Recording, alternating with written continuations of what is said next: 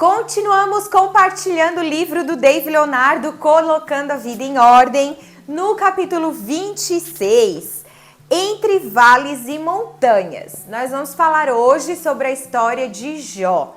Então, Jó era um homem íntegro, temente a Deus, fiel, e que, por permissão do Senhor, ele foi perdendo tudo que tinha. Os filhos, as riquezas, os bens, até mesmo a saúde, ficaram apenas alguns amigos e a esposa. E Jó tinha esse histórico de ajudar as pessoas, de inclusive falar palavras de consolo para pessoas que estavam sofrendo. E agora ele estava nessa situação de angústia extrema. Imaginem o que esse homem passou. Os amigos dele até lembraram, que ele era um homem que encorajava as pessoas e que agora ele já estava se entregando, de tamanho era o sofrimento que ele estava enfrentando.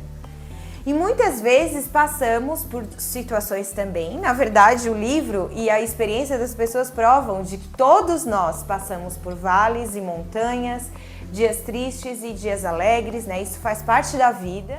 Só que aqui ele trouxe uma perspectiva diferente sobre a história de Jó. Ele fala sobre por que muitas vezes, assim como Jó, nós conseguimos ajudar as pessoas, falar palavras de encorajamento, dizer que isso tudo vai passar, que é um processo, que faz parte, entregar nas mãos do Senhor, que podemos confiar nele, mas que quando estamos passando por situações assim, de extrema dor, de dificuldade, a gente não acredita nessas palavras. A gente não consegue descansar, a gente não consegue entregar o fardo sobre o Senhor, e entender que é um processo que faz parte, que vai passar. A gente não consegue desfrutar disso. Então a gente ajuda as pessoas, mas a gente mesmo não é ajudado pela verdade que a gente acredita. Gente, de fato, tudo é passageiro.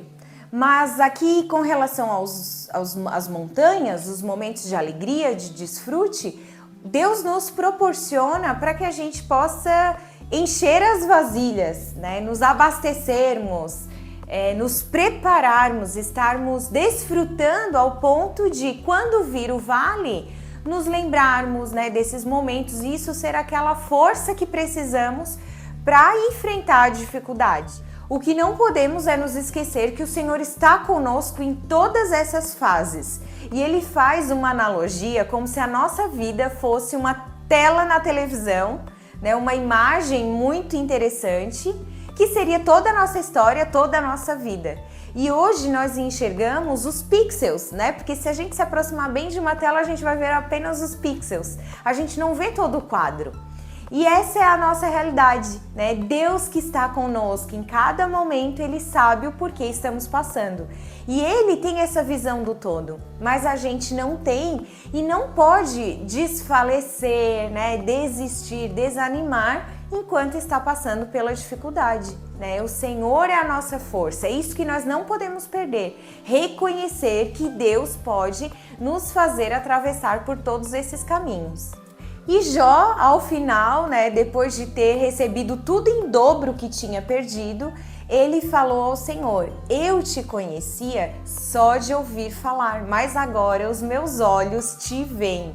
E é justamente isso. Quando o Jó era aquele homem que encorajava pessoas que estavam sofrendo, mas ele não tinha passado pelo sofrimento, ele não tinha a realidade do Senhor, a experiência.